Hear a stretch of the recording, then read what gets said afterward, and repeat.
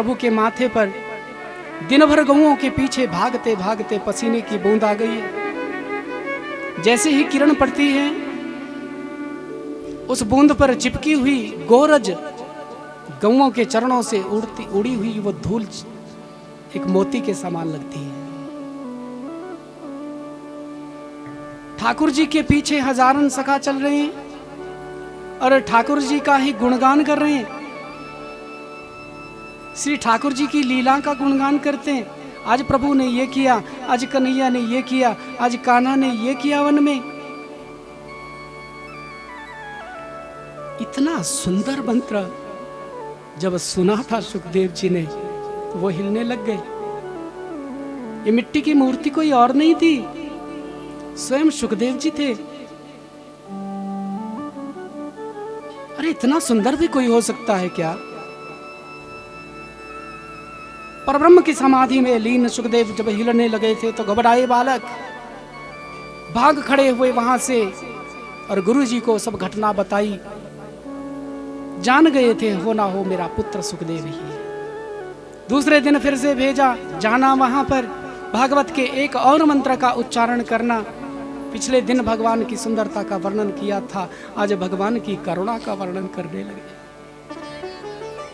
कि अहो वकीयम स्तन काल कूटम जिघांसयाप्ययदप्यसाधिम लेभिम गतिम धात्रिचताम ततन्यम कम वा दयालुम शरणं ब्रजेम।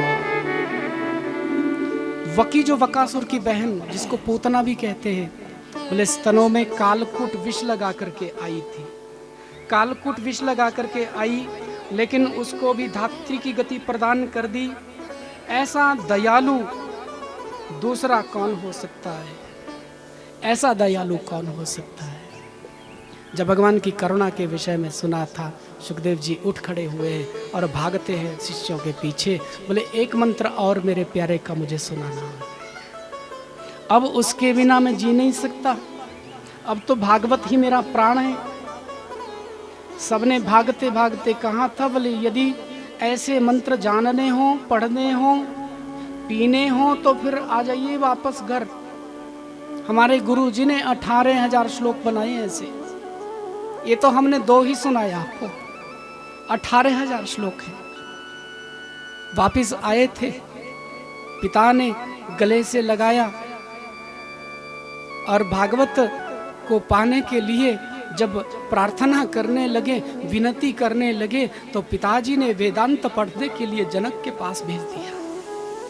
जब तक वेदांत नहीं पढ़ोगे तब तक भागवत कैसे पाओगे? और वहां से जब प्रमाण पत्र लेकर के आए थे, कौपिन भी पहनाई थी पिताजी ने, और फिर श्रीमद् भागवत का संपूर्ण ज्ञान उनके हृदय में उड़ेल दिया है। वही सुखदेव जी उस समय आते हैं ऋषियों, जब मृत्युलोक के राजा को मृत्यु का शाप लगता है। 7वें दिन मृत्यु का शाप लगा राजा को, और उस पीड़ा से निवृत्त करने के लिए राजा परीक्षित को भागवतामृत पिलाने के लिए समाधि छोड़ करके एक बार पुनः सुखदेव जी का आगमन हुआ है। क्या कारण बना? ऋषियों ने प्रश्न किया। आदरणीय सूत जी कहते हैं कि ऋषियों,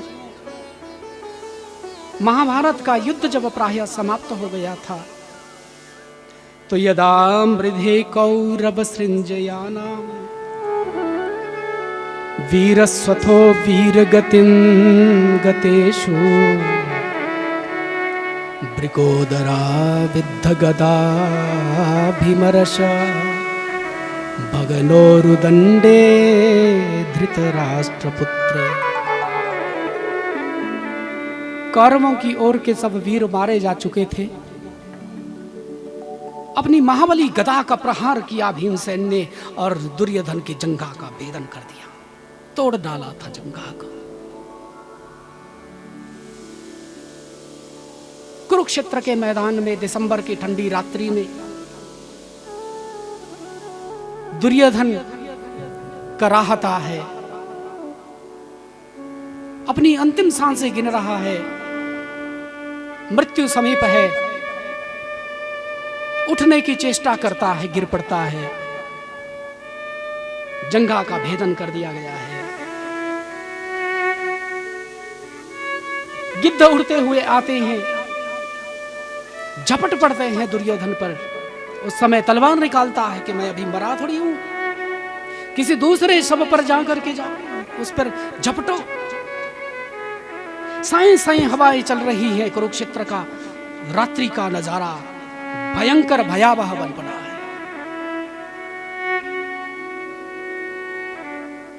हिंसक पशु लाशों को, शवों को नोच रहे हैं। वीरों के कराहने की आवाज आती है। और ऐसे में दुर्योधन ने देखा था कोई आ रहा है। जब पास आया था वह वीर तो पहचान गया था।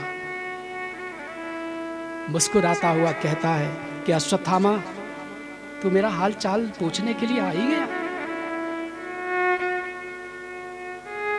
अश्वत्थामा ने कहा, मित्र मांग ले आज मुझसे, क्या मांगना चाहता है, तेरी इच्छा को पूर्ण करूंगा। दुर्योधन ने कहा, मैंने तुझसे आज तक कुछ नहीं मांगा अश्वत्थामा, तू मेरे गुरु का पुत्र है। अंतिम इच्छा मेरी पूर्ण करना चाहता है तो किसी तरह से पांडवों को मार डाल।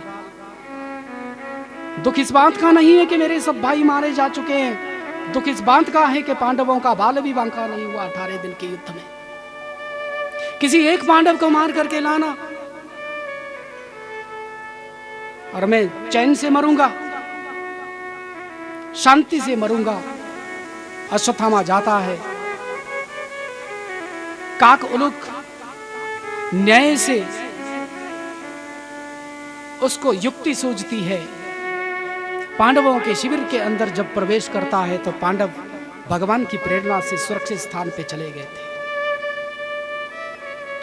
द्रौपदी के 5 पुत्र प्रतिविंध्य, सुतसेन, सुतकृति, शतानिक, सुतवर्मा वहां सोए हुए थे, उनको पांडव समझ लिया और 5 पुत्रों को मार करके अश्वत्थामा रक्त रंजित तलवार लेकर के बाहर निकलता है।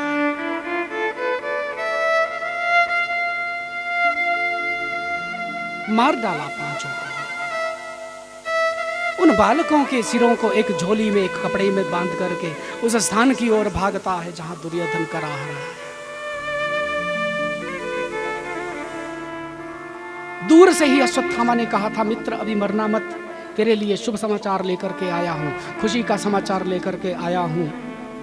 दुर्योधन ने कहा, तू मेरा मन रखने के लिए ऐसा कहता है अश्वत्थामा? घसीट करके चंद्रमा के प्रकाश में ले गया था कि तू प्रमाण मांगेगा, मुझे पता है। सब पांडवों के सिर लेकर के आया हूं। जब उन बच्चों के सिरों को दुर्योधन ने देखा था तो पहचान गया है, पहचान गया दुर्योधन। और जैसे ही उन बच्चों के सिरों को देखा था अश्रुपात होने लगा। दुर्योधन रुदन करता है। रोते रोते दुर्योधन ने कहा था कि अश्वत्थामा, तूने अच्छा नहीं किया, तूने पांडवों के भ्रम में पांडवों के बच्चों को मार दिया। अश्वत्थामा, ये केवल पांडव के पुत्र नहीं है, ये हमारे कुल दीपक थे, ये कुरुवंशी बालक थे। अश्वत्थामा, हमारे मरने के बाद हमारे लिए कुछ पिंडदान श्राद्ध कर सकते थे, तूने हमारे वंश में कोई पानी देने वाला भी नहीं छोड़ा। अश्वत्थामा, तूने अच्छा नहीं किया। उसी क्षण कटे वृक्ष की भांति दुर्योधन गिर पड़ा था और प्राण पखेरु उड़ गए। दुर्योधन मर गया, ये कोई बड़ी बात नहीं है। बड़ी बात तो ये है कि अश्वत्थामा अपने शिविर में जाकर के सोचता है कि अब मेरी क्या हालत होगी, पांडव मेरे साथ में क्या करेंगे, अर्जुन मेरे साथ में क्या करेगा। सुबह होती है, पांडव अपने शिविर की ओर वापस लौट रहे हैं। भगवान द्वारिकाधीश साथ में। द्रौपदी तेज कदमों से शिविर की ओर चलने लगी, थोड़ा आगे निकल गई। अर्जुन ने कहा, देवी हम भी तो आ रहे हैं ना, तुम इतना तेज तेज क्यों चल रही हो? हमें भी तो जाना ही है। द्रौपदी ने कहा आप रुकिए, आप मत आना, अभी मुझे जाना है। अर्जुन, पिछली शाम को मैंने बच्चों को बड़ी मुश्किल से सुलाया, बड़ी मुश्किल से सुलाया है। वो कहते थे कि मैया हमें नींद नहीं आती। 18 दिनों से विधवाओं की चित्कार, अनाथ बच्चों की चित्कार, क्रंदन हमारे कानों में आता है। हम सो नहीं पाए हैं 18 दिनों से। माँ, आज तुम अपनी गोद में हमारा सिर रख करके हमें सुलाना, हमें लोरी सुनाना। मैंने लोरी सुना करके बच्चों को सुलाने का प्रयास किया। अर्जुन, सोते सोते बच्चों ने कहा था कि मैया सुबह सबसे पहले आकर के तुम ही हमें जगाना, तुम्हारा मुख देखेंगे तो हमारा दिन बहुत अच्छा बीतेगा। तू ही जगाना, तुझसे पहले कोई आकर के हमें जगा दे। अर्जुन, अभी वहीं रुकना, अभी मत आना, मैं बच्चों को जगाती हूँ, उसके बाद तुम आना। द्रौपदी शिविर में प्रवेश करती है। क्षत विक्षत जब बच्चों के शवों को देखती है तो क्रंदन करती हुई बाहर के माता शिशूनां निधनं सुतानां निशम्य घोरं परितप्यमाना तदा रुदद्बाष्प कलाकुलाक्षी तां सांत्वयन्नाह किरीटमाला। वो रुदन कर रही है। कौन वर्णन कर सकता है शब्दों में? किसी माँ का एक बेटा चला जाए, उसके करुण क्रंदन को कोई शब्दों में वर्णित नहीं कर सकता है। और जिस माँ के सोए हुए 5-5 बच्चों को मार करके कोई चला जाए, उसके क्रंदन की कौन कहे। द्रौपदी क्रंदन कर रही है, रुदन कर रही है। क्या बिगाड़ा था मेरे बच्चों ने किसी का? मेरे निरपराध सोए हुए बालकों को मार करके कोई चला गया है। मुझसे अभागिन मां कोई दूसरी नहीं हो सकती संसार में।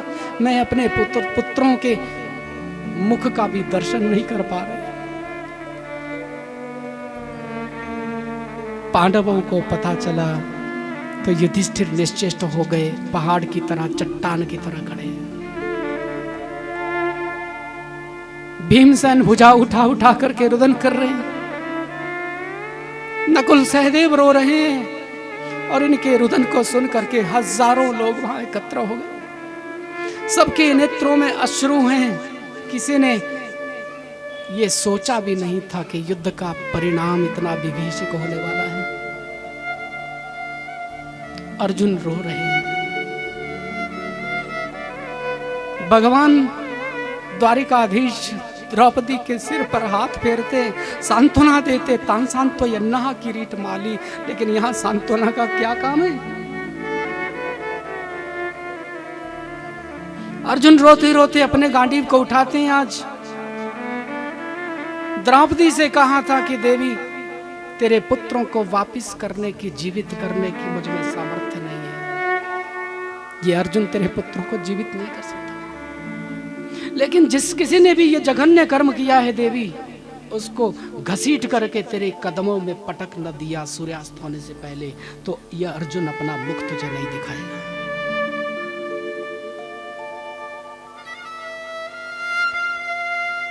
द्वारिकाधीश को इशारा हुआ, सारथी हैं, रथ लेकर के आए। अर्जुन रथ पर आरूढ़ होते हैं और अश्वत्थामा को पकड़ करके लाते हैं। अश्वत्थामा ने ब्रह्मास्त्र का प्रयोग भी अर्जुन के लिए किया था। भगवान ने रक्षा करी है। और जब पकड़ करके लाए थे, संध्या होने से पहले द्रौपदी के कदमों में पटक दिया। फिर द्रौपदी से पूछा गया कि इसको कौन सा दंड देना चाहिए, इसी ने तेरे पुत्रों को मारा है। देवी द्रौपदी कह रही है, उवाच चासहन्त्यस्य बंधनानां नयनं सतीं मुच्यतामेष ब्राह्मणो नितराम गुरु। द्रौपदी कह रही है, बोले इसको मत मारना, ये गुरु पुत्र है, ये ब्राह्मण है। इसकी जो माता है ना, द्रोणाचार्य की पत्नी, कृपाचार्य की बहन कृपी, वह रुदन करेगी इसके जाने के बाद। बालक के चले जाने के बाद माँ के हृदय की क्या दशा होती है अर्जुन, ये तुम नहीं समझ सकते, ये मैं समझ सकती। जिसने युद्ध में अपने पति को खो दिया है, केवल बुढ़ापे का एक सहारा है, और उसको तुम छीन लोगे, ये अच्छा नहीं है, मत मारना इसे।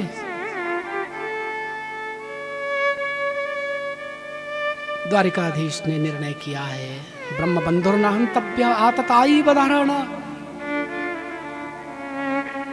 ब्रह्म बंधु कैसा भी हो, मृत्यु दंड का अधिकारी नहीं है। आततायी कोई भी हो, उसको मृत्यु दंड से कम कोई दंड नहीं मिलना चाहिए। अर्जुन तलवार की नोक से अश्वत्थामा के माथे के मणिबंध को निकाल लेते, मणि को निकाल लेते, घाव बना देते, अपमानित करके सभा से धक्के दे करके निकालते हैं। अश्वत्थामा जानता है, वपनम द्रविणा दानम स्थाना निर्यापणम तथा एषा ही ब्रह्मबंधुर्नाम बधो नान्यस्ति दैहिका। किसी ब्राह्मण को किसी सभा से अपमानित करके निकाल देना उसके लिए मृत्यु दंड से भी अधिक है। इसलिए अश्वत्थामा कहता, मुझे मार डाल, मुझे मार डाल, मुझे मृत्यु दंड दे दे। लेकिन अर्जुन ने कहा, बोले तू मरेगा ही नहीं, तू मरेगा ही नहीं, मृत्यु के लिए तरसेगा, तेरी मृत्यु नहीं होगी कभी, तेरा घाव कभी नहीं भरेगा। वो आज भी जीवित है, प्यार से कहो जय श्री कृष्ण। वो आज भी भटक रहा है, उसका घाव कभी भरता नहीं है, उसको मृत्यु कभी आती नहीं है, वो में शामिल हो गया। ऐसे अश्वत्थामा ने अपने शिविर में जाकर के फिर से ब्रह्मास्त्र छोड़ा था। अब पांडवों को मारने के लिए नहीं, पांडवों की जो पात्र वधू है उत्तरा, उसके गर्भस्थ शिशु को समाप्त करने के लिए ब्रह्मास्त्र छोड़ दिया है। भगवान द्वारिकाधीश पांडवों से विदा मांग करके जैसे ही द्वारिका जा रहे थे, अभी रथ पर आरूढ़ हो ही रहे थे, इतने में एक बाल विधवा रोती हुई आती है और प्रभु के चरणों से लिपट जाती है। रोती रोती प्रभु से कहती है कि प्रभु बचाइए, रक्षा करिए, रक्षा करिए। के पाही पाही महायोगी देवदेव जगतपते, नान्यम त्वद्भयं पश्ये यत्र मृत्यु परस्परम। ये ब्रह्मास्त्र मुझे जला करके राख कर देगा, इस बात का भय नहीं है केशव। डर इस बात का है कि ब्रह्मास्त्र मेरे गर्भस्थ शिशु को जला डालेगा। ये बालक आपका भक्त है गोविंद, और आपने तो कॉन्ट्रैक्ट लिया है ना भक्तों की रक्षा करने का, अब क्यों नहीं बचाते इसको। ठाकुर जी ने देख लिया था, बोले 1 मिनट का भी समय नहीं है। उसी क्षण उन्होंने सूक्ष्म रूप धारण किया था, अंगुष्ठ मात्र रूप बना करके भगवान श्री कृष्ण उत्तरा के गर्भ में प्रविष्ट हुए हैं और गर्भस्थ शिशु की रक्षा कर दी है। एक रूप में उत्तरा के सामने खड़े हैं और उसके सिर पे हाथ फेरते हैं, बोले बेटी अब कैसा लग रहा है। उत्तरा कहती है अब बहुत शांति का अनुभव हो रहा है, अब कोई जलन नहीं है। बचा लिया, कोई जान नहीं पाया, माता कुंती से बात नहीं छिपी। आज माता कुंती ने देख लिया है कि भगवान ने मेरे कुल दीपक की रक्षा कर दी है। भगवान को एक उच्च सिंहासन पर बिठाया और माता कुंती सुंदर स्तवन कर रही है। बोले प्रभु मैं आज आपकी स्तुति करना चाहती हूँ, आपका स्तवन करना चाहती हूँ।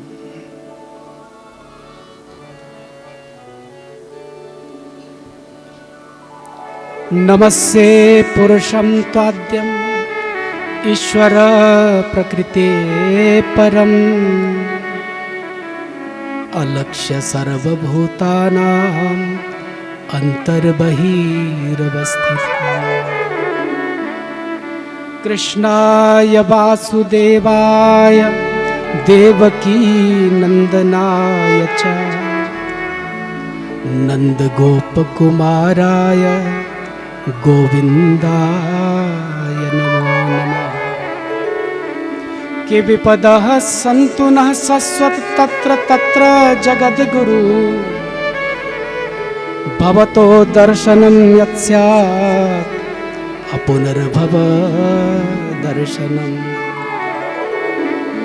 श्री कृष्ण कृष्ण सकबृसन्निरिसभाव निधृग राजन्यवंश दहना नपवर्ग वीर्य गोविंद गोदुत्सुरार्ति हरावतार योगेश्वराखिल गुरु भगवन नमस्ते। योगेश्वराखिल गुरु भगवन नमस्ते। माता कुंती ने सुंदर स्तवन किया है। हे आदि पुरुष, प्रकृति से परे ईश्वर, मैं आपको प्रणाम करती हूँ। भगवान अपनी भगवत्ता को छुपाने का प्रयास करते कि बुआ अपने भतीजे को भगवान क्यों बनाती हो? मैं तो छोटा बालक हूँ, आपकी गोद में खेला हूँ क्रीड़ा के लिए। माता कुंती कहती है कि तू बहुत छुपाता है अपनी लीलाओं को, अपने नाटक को, लेकिन भक्तों से नहीं छुपा पाता। एक एक लीला का वर्णन करने लगी। जब मैं हस्तिनापुर में बैठी बैठी गोकुल में तेरी लीला को देख लेती थी, समाधिस्थ अवस्था में ही देख लेती थी। किस किस से छुपोगे तुम? प्रेमियों से, भक्तों से छुप नहीं सकते। तो भगवान ने कहा ठीक है, हम भगवान ने मान ली बात, लेकिन भगवान की भगवत्ता तो तब सिद्ध होगी जब भगवान से कुछ मांगा जाए और वह वस्तु मिल जाए। आज सभी मांगिए मुझसे। तो सबसे पहले युधिष्ठिर को कहा आप मांगिए, क्योंकि आप तो राजा हैं। युधिष्ठिर ने कहा, बोले मैं धर्म के मार्ग पर चलता रहूं, धर्म के मार्ग से कभी अडिग ना हूं, यही वरदान चाहिए। धर्मराज हैं, धर्म की बात करते हैं। भीमसेन ने कहा, बोले मुझ पर आरोप है कि मैं ज्यादा खाता हूं। प्यार से कहो जय श्री कृष्ण। इसलिए ठाकुर वरदान भी ऐसा ही चाहिए कि खाते पीते उठते बैठते सोते जागते आपका नाम जीवा पर आना चाहिए। नकुल सहदेव ने कहा हमें छोटे, और छोटों का ये कर्तव्य होता है कि वो सेवा करें। हम चाहते हैं कि बार बार संतों का दर्शन होता रहे, बार बार आपकी सेवा का अवसर हमें प्राप्त हो जीवन में। अर्जुन ने कहा, बोले मैं क्या वरदान मांगूं आपसे? मैं आपका मित्र सखा और आप मेरे गुरु, मैं आपका शिष्य। कौन कौन से संबंध नहीं है? जितने भी संबंध है ना, वो सभी संबंध आपके साथ जोड़े हैं। जिस तरह से आपने महाभारत के युद्ध में मेरे रथ की डोर को पकड़ करके रखा, मेरे जीवन रूपी रथ की डोर को भी पकड़ करके रखना। मुझे अकेला मत छोड़ना कभी।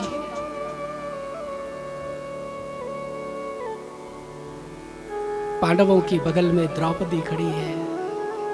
द्रौपदी से श्री कृष्ण ने कहा कि द्रौपदी तुम भी कुछ मांग लो। तो द्रौपदी ने कहा था कि प्रभु, मेरा और आपका जो संबंध है उसको जगत समझ ही नहीं सकता है। आपने अपनी बहन को जो नाम नहीं दिया वो मुझे दिया है। आप हो कृष्ण और मुझे कहते हो कृष्णा। जब किसी ने साथ नहीं दिया था ना कौरव सभा में, उस समय वस्त्रावतार धारण करके आपने मेरी लाज रखी थी। हे ठाकुर, आपका और मेरा जो संबंध जन्म जन्मांतर का है वो बना। क्रांति तो तब आ गई जब द्रौपदी की बगल में खड़ी हुई सुभद्रा से भी श्री कृष्ण ने कह दिया कि सुभद्रे तू भी आज कुछ मांग ले, तू मेरी बहन है, तुझे मैंने कुछ दिया ही नहीं। सुभद्रा के नेत्र सजल हो गए। रोते रोते आज सुभद्रा ने कहा है कि प्रभु,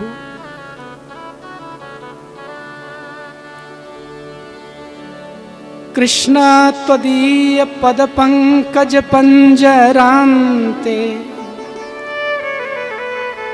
अद्यैव मे विशतु मानस राज हंस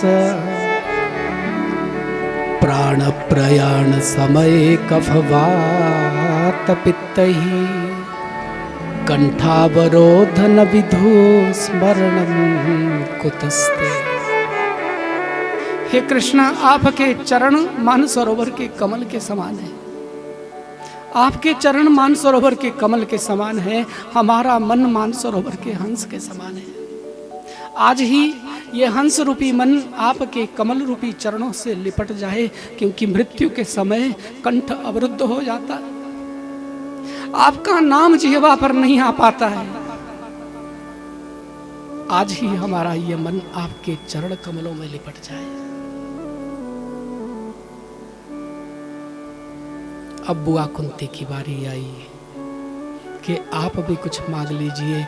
तो कुंती ने कहा था कि विपदा सब विपदः संतु न शश्वति तत्र तत्र जगत गुरु। मुझे कुछ देना चाहते हो तो विपत्ति दे देना, संकट देना, कष्ट देना, दुख देना। ठाकुर जी ने कहा बुआ, ये कष्ट भोगते भोगते तेरा पेट नहीं भर गया?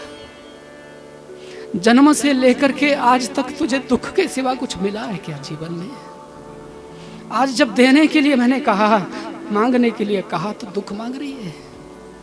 कुंती माता कहती है कि गोविंद, वह दुख भी अच्छा है जिसमें तेरी याद आती है। वह सुख किस काम का जो तेरी याद भुला दे। और दुख जब आता है ना, तो आप आ जाते हो सहायता करने के लिए। मुझे वो दुख ही चाहिए कि सुख के माथे सिल परे जो नाम हृदय से जाए, बलिहारी वा दुख की जो पल पल नाम जपाए। कहे हनुमंत विपति प्रभु सोई, जब तब सुमिरन भजन न हो।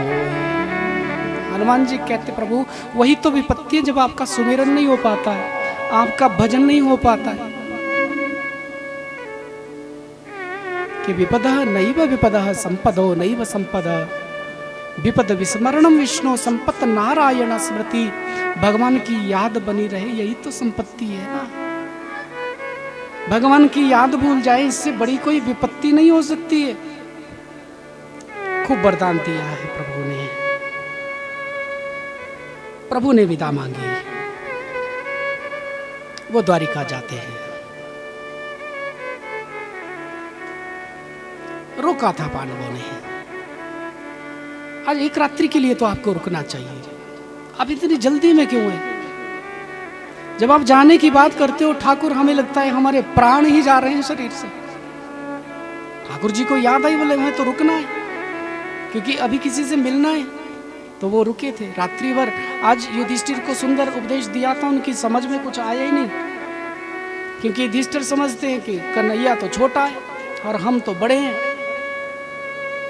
और छोटे लोग तो बोलते रहते हैं, तो बड़े को उसको अनदेखा करना चाहिए, इग्नोर करना चाहिए।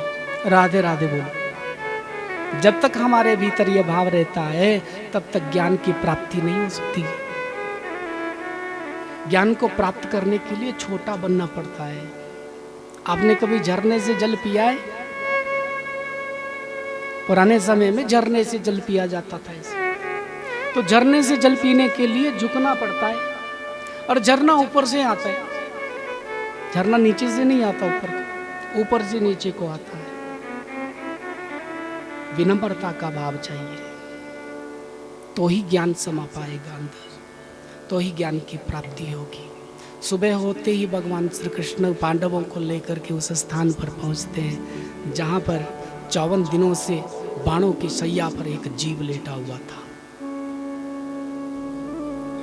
रक्त का एक एक कतरा आंखों से निकल चुका है, फिर भी एक टकी लगा करके हस्तिनापुर की ओर से आ रही राह को निहारते कि आ रहा होगा मेरा नारायण, आ रहा होगा मेरा गोविंद।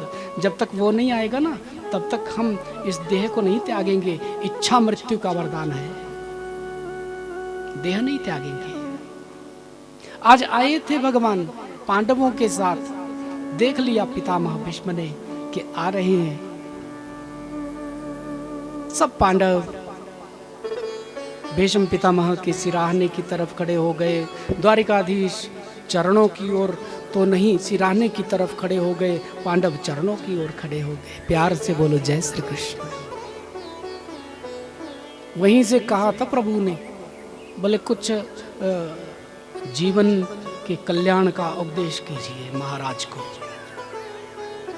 तो दान धर्मान, राज धर्मान, मोक्ष धर्मान विभागशः, स्त्री धर्मान, भगवत धर्मान समासभ्यास योगतः।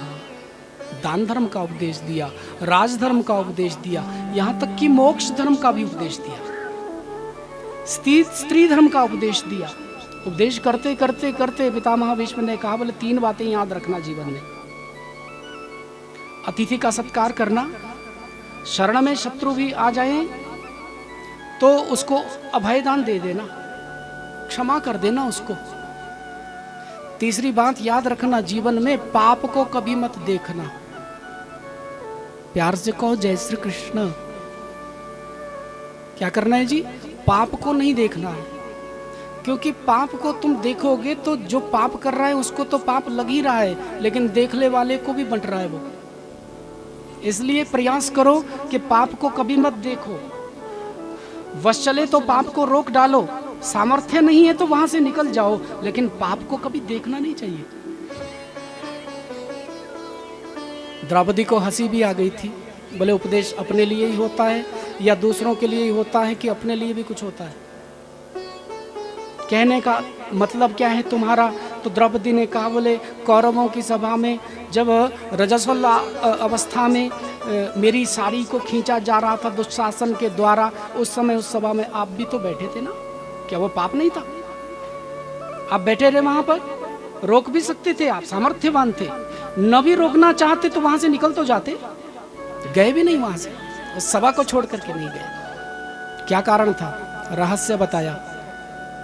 देवी 124 जन्मों की याद है, पूर्व जन्मों की 124 जन्मों की स्मृति है। 124 जन्मों में मैंने कभी पाप नहीं किया,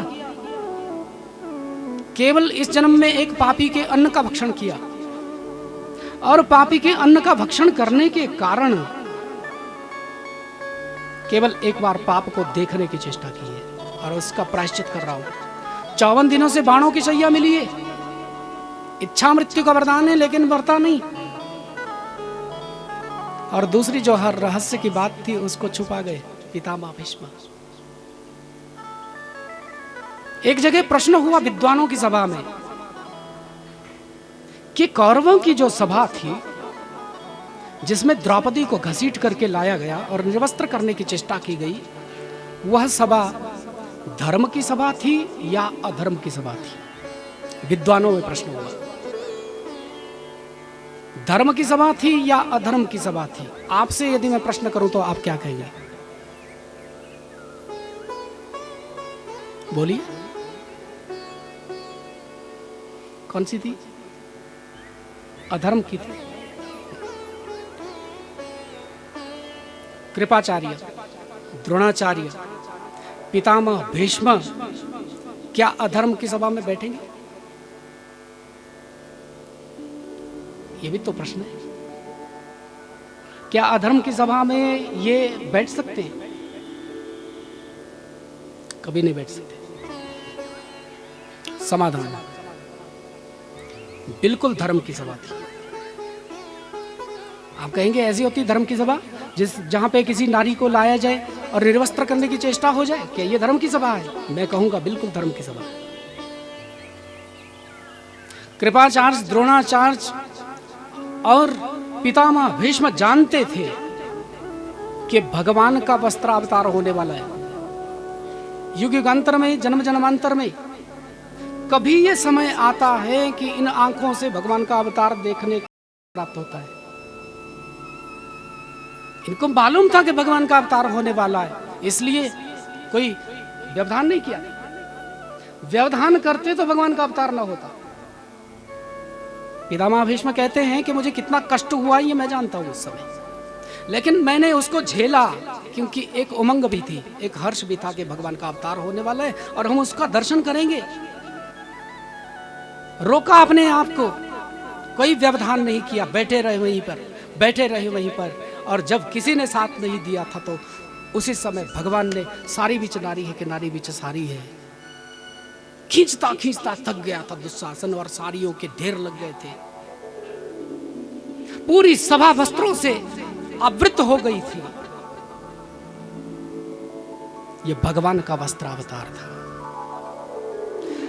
बोलिए भक्तवत्सल भगवान की जय। पितामह भीष्म ने सुंदर स्तवन किया है। ठाकुर जी से कहा कि अब हमें जाना है, हमारे सामने आइए।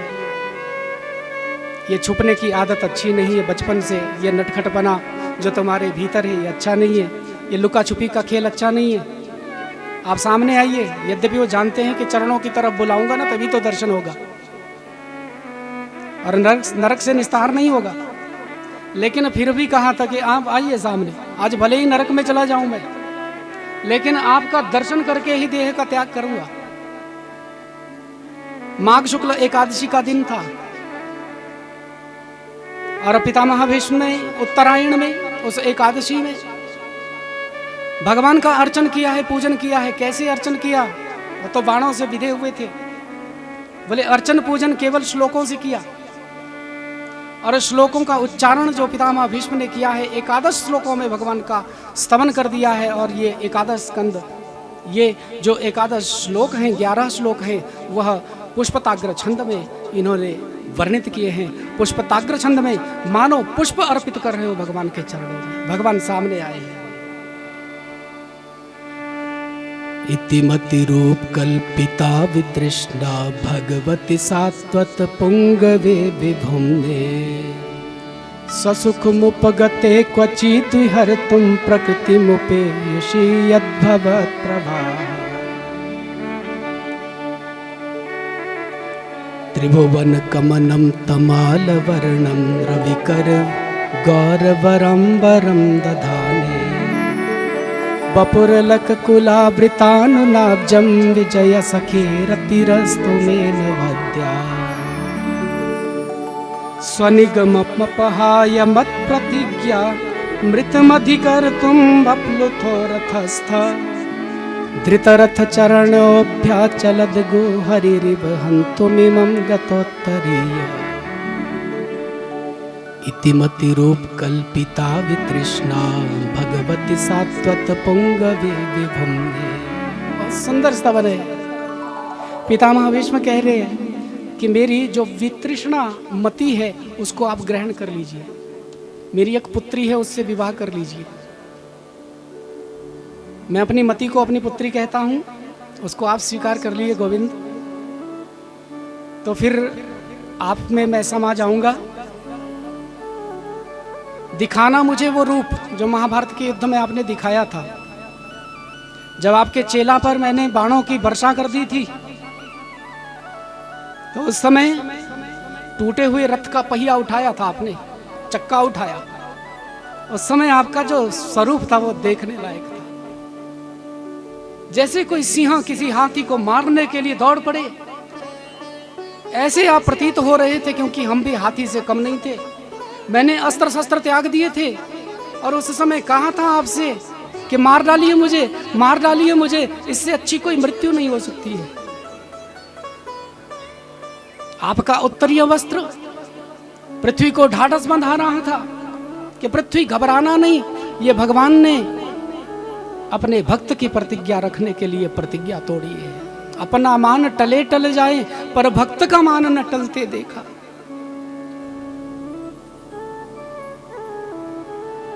देहांत काले तुम सामने हो, बंशी बजाते मन को लुभाते। यही गीत गा के मैं तननाथ त्यागूं, गोविंद दामोदर माधवे। श्री कृष्ण गोविंद हरे मुरारे, हे नाथ नारायण वासुदेव। श्री कृष्ण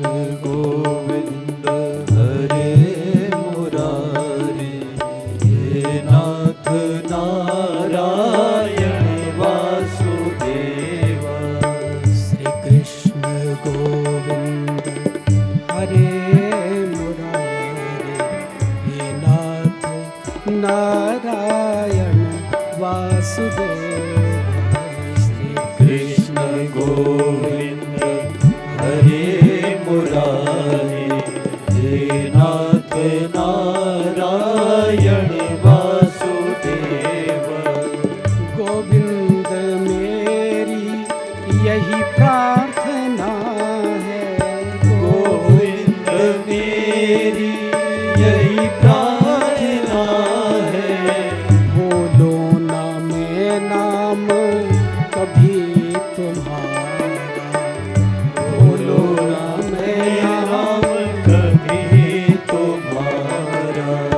निष्काम होके मैं दिन रात गाऊं, निष्काम होके मैं दिन रात गाऊं।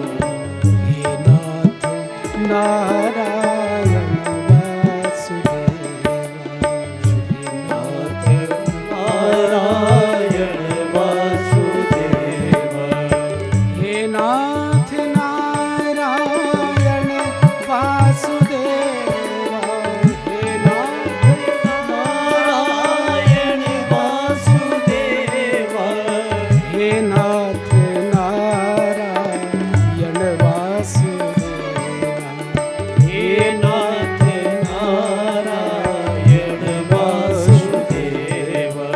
श्री कृष्ण गोविंद हरे मुरारे, हे नाथ नारायण वासुदेव, कृष्ण गोविंद हरे मुरारी, हे नाथ नारायण वासुदेव। देहांत काले तुम सामने हो, देहांत काले तुम सामने हो, देहांत काले तुम सामने हो, देहांत काले तुम सामने हो। बंशी बजाते मन को लुभाते, बंसी बजाते मन को लुभाते, यही गीत गा के मैं तन नाथ त्यागूं, यही गीत गा के मैं तन नाथ त्यागूं। हे नाथ नारायण वासुदेव, हे नाथ नारायण वासुदेव, जय जय श्री कृष्ण गोविंद हरे मुरारे, हे नाथ नारायण वासुदेव, श्री कृष्ण गोविंद हरे मुरारी, हे नाथ नारायण वासुदेव। हे नाथ नारायण वासुदेव, हे नाथ नारायण वासुदेव, हे नाथ नारायण वासुदेव, हे नाथ नारायण नारायण वासुदेव। बोलिए भक्तवत्सल भगवान की जय। भगवान का दर्शन करते करते अपने पांच भौतिक शरीर का त्याग पितामह भीष्म ने किया है। भगवान ने पांडवों से विदा मांगी, प्रस्थान किया हस्तिनापुर से, वो द्वारिका चले गए। यहाँ हस्तिनापुर में उत्तरा ने एक सुंदर बालक को जन्म दिया, उसका नाम विष्णुरात रखा। भगवान आए हैं, गोद में पकड़ा, परीक्षण करने लगा, क्या ये वही है जिसने मातृगर्भ में मेरी रक्षा करी ब्रह्मास्त्र से? मुस्कुराने लगा तो नाम पड़ गया परीक्षित। अर्जुन को भगवान के साथ में भेजा गया, फिर से वो द्वारिका गए। 7 महीने के बाद अर्जुन वापस आते और द्वारिका के विषय में महाराज युधिष्ठिर को बताते कि हमारे द्वारिकाधीश प्रभु श्री कृष्ण हमें छोड़ करके चले गए हैं। माता कुंती इस बात को सहन नहीं कर पाई, अपने पंचभौतिक शरीर का त्याग किया है। पांडवों का स्वर्गारोहण हुआ। विदुर के उपदेश से ये धृतराष्ट्र और गांधारी वन में चले जाते हैं और इसके पश्चात फिर परीक्षित का राज्य पृथ्वी पर प्रारंभ हुआ।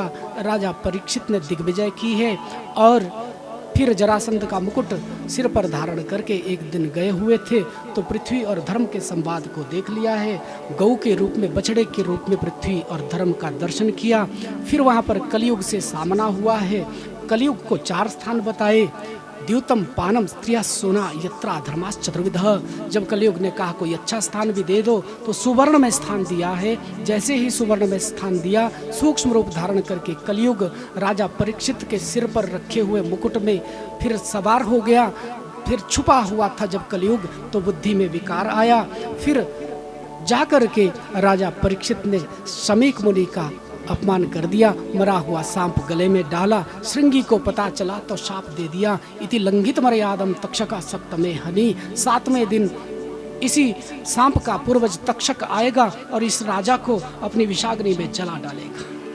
राजा परीक्षित अपने ज्येष्ठ पुत्र जन्मेजय को राजगद्दी पर अभिषिक्त करके फिर गंगा के किनारे आ जाते हैं और गंगा के किनारे आकर के हजारों संत इनका स्वागत करते, सत्कार करते हैं। राजा परीक्षित इनसे प्रश्न करते हैं कि मृत्यु भय से मुक्ति कैसे पाई जा सकती है। कोई भी ऋषि मुनि लोग बता नहीं पाए थे। राजा परीक्षित ने प्रश्न किया कि मनुष्य को क्या करना चाहिए और जिसकी मृत्यु निकट आ जाए उसको क्या करना चाहिए। हम आज की कथा को यहाँ पे विराम दे रहे। इस प्रश्न के साथ आप सभी चिंतन करें, मनन करें इस पर। और कल की जो कथा होगी ठीक 12:30 बजे प्रारंभ हो जाएगी। 12:30 बजे भले ही आप एक भी ना हो यहाँ पे, हम ठाकुर जी को कथा सुनाते हैं। प्यार से कहो जय श्री कृष्ण। आपके मन में यदि ऐसा विचार होगा कि कोई दूसरा जैसे कथावाचक होता वो देखता है पहले भीड़ हुई कि नहीं, फिर अंदर से झांकता है, फिर बाद में बड़े आराम से आता है, ऐसा हमारे यहाँ नहीं होता है। 12:30 बोल दिया तो 12:30 हम व्यास गद्दी पर बैठ जाएंगे। फिर उस समय आप एक भी ना हो चाहे सामने, हम ठाकुर जी को कथा सुनाएंगे। तो 12:30 बजे से कथा चलेगी। 3:30 बजे तक का समय है। ये बंधा हुआ है, बंधन है, लेकिन फिर भी 10-15 मिनट ज़्यादा अगर कथा में लग जाएं तो उसके लिए भी क्षमा प्रार्थी हैं, क्योंकि हरी इच्छा ही तो बलवत्ती होती है। कभी प्रवाह चल पड़ता है तो फिर थोड़ा बहुत समय ज़्यादा लग ही जाता है। आप जितने भी यहाँ पे श्रद्धालु कथा श्रवणार्थ आए हुए हैं, यजमान जी की ओर से निवेदन हुआ है कि सभी भोजन प्रसाद ग्रहण करके ही जाएंगे। सबके लिए भोजन प्रसाद की यहाँ पर व्यवस्था है। एक सुंदर भाव को गुनगुनाते हुए हम आज की कथा को विराम देंगे। आप सभी प्रभु प्रेमी हैं और ठाकुर जी का प्रेम आपको मिले, प्रभु की कथा में आपकी रुचि बढ़े, इस भाव के साथ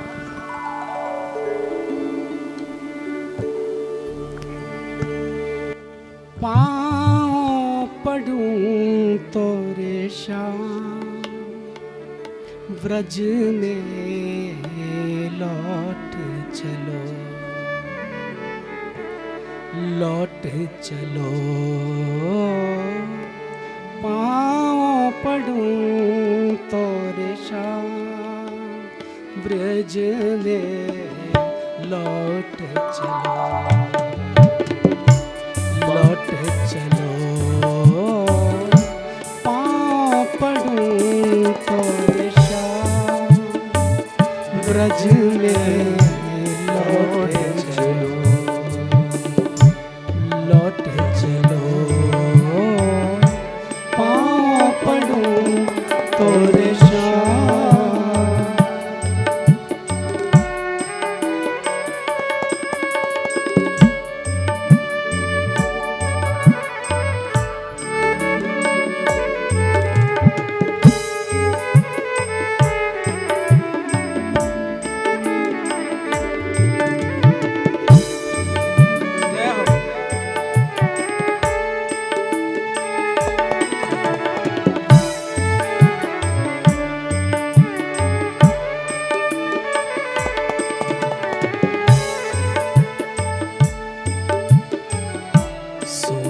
कदम की ठंडी छैया, सोने कदम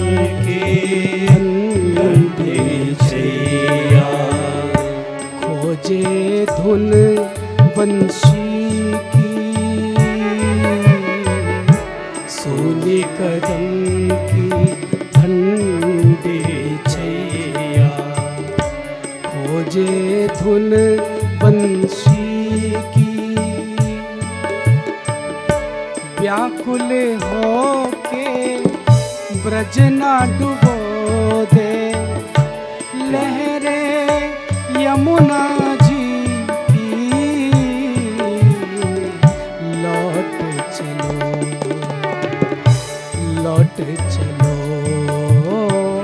पाँव पड़ूं और शाम ब्रज में, लौट चलो, लौट चलो, पाँव पड़ूं और शाम ब्रज में, लौट चलो।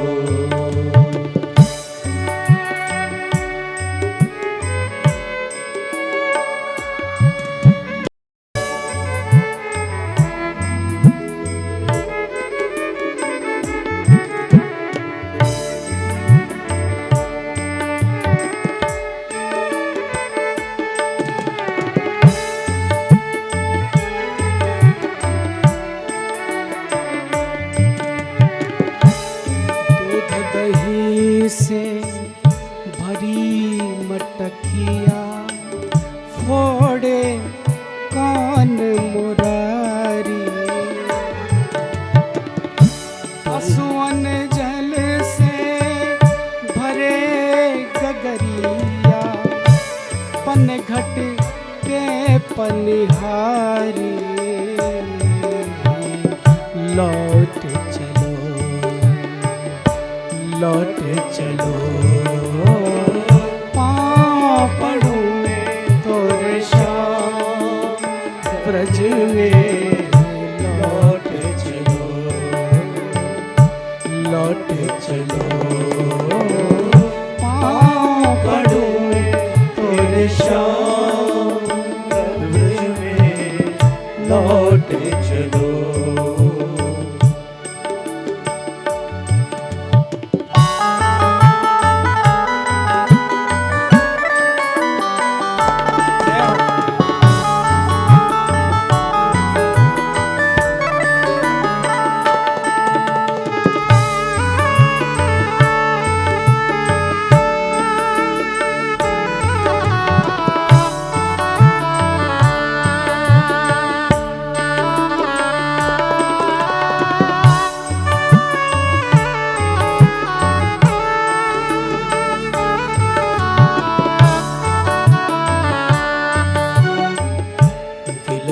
रही है मात जसोदा, बिलख रही है मात जसोदा, नंद जी दुख में खोए, बिलख रही है मात जसोदा, नंद जी दुख में कुछ तो सोच, अरे निर्मोही ब्रज का कण कण रोए, लौट चलो, लौट चलो, पाँव पड़ूं तोरे श्याम ब्रज में, लौट चलो, लौट चलो, पाँव पड़ूं तोरे श्याम ब्रज में, लौट चलो, लौट चलो, पाँव पड़ूं तोरे श्याम ब्रज में, पाँव पड़ूं तोरे ब्रज में, लौट चलो। बोलिए भक्तवत्सल भगवान की, श्री भागवत भगवान की। आज की कथा को विश्राम दिया जा रहा है। आप सभी अपने स्थान पर खड़े होकर के भगवान की पावन आरती गाएंगे।